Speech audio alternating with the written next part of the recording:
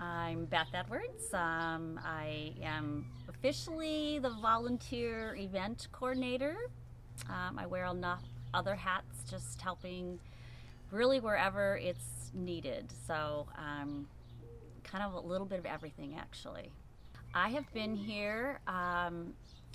Let's see, started volunteering the summer of 2013. We moved here from Minnesota, and then I actually started working part-time in 2014, so I guess I'm on 6.5 years.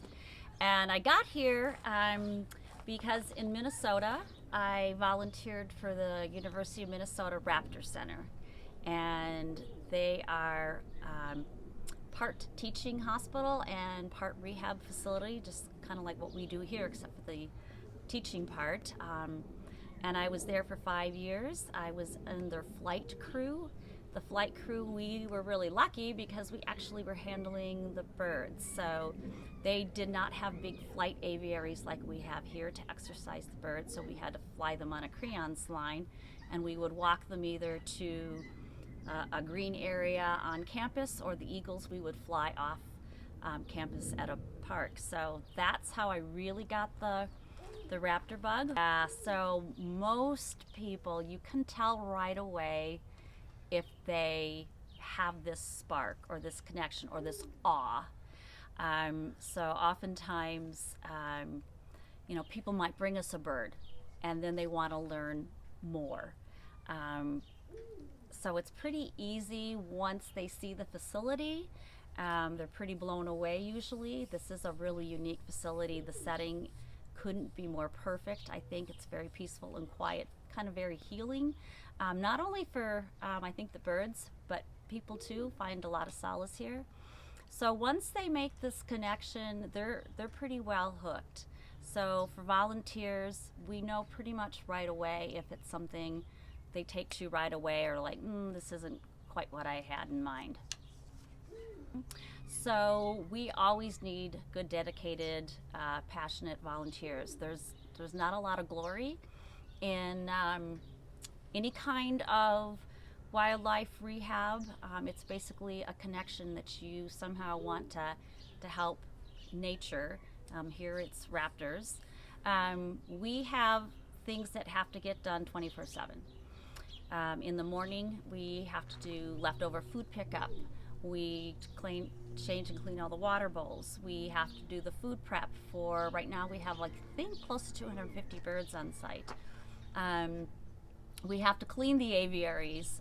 We have to feed the hawks in the afternoon. We feed the hawks in the evenings. We have a clinic crew that comes in twice a week to clean the clinic, which is where we house all the birds that are first come in and need treatment. Then we have education volunteers for when we have programs, and we have a mass of volunteers that do transport and rescue, and that's just for wild at heart. Then there's the Burrowing Owl projects, that those events can take place different parts of the state, different times a year, and sometimes we have people that know of wild at heart through the Burrowing Owl project, and then they want to do more and they'll come here, and vice versa. We'll have people that first come here and they learn the Burrowing Owls, and then they want to help to that event. So we need boots on the ground, basically. There's usually always an opening, especially this time of year. We have a lot of birds to take care of. That's more cleaning, takes longer to do food prep, takes longer to feed the birds. So it's really nice to have backup people, and always transport and rescue. We need people all the time to actually. Basically, I think, we live in such a unique state of Arizona. I'm so blessed that I live here. I found out Arizona has the most owl species of any state in the United States. We have 13 owl species. Most of them we have through here at one time or another. Wildlife rehab is wonderful in the fact that there's so much human impact. Almost every kind of injury, or not so much illness, but injury we see is due to human impact, whether it's just loss of habitat and they're dehydrated, they can't get to water, running into buildings, cars, unfortunately gunshots, electrocutions, poisoning, unfortunately.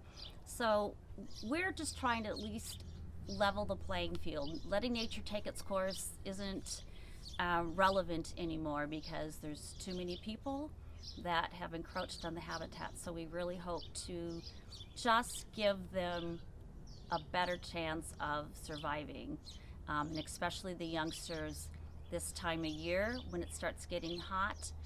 We ask people to put out water for them. The bottom of a big clay pot is great. A cake pan, something that's longer than it is tall and isn't easily tipped over, and you want like a half an inch to inch of water, that's great. Keep it out all summer long. It helps not only the birds but any other little critters that might need a drink. So just be on the lookout for things that you might do, and certainly just taking care of your own area and being on the lookout for any wildlife that might need help, and call us. Even if it's not a bird, we'll help you get to the right organization.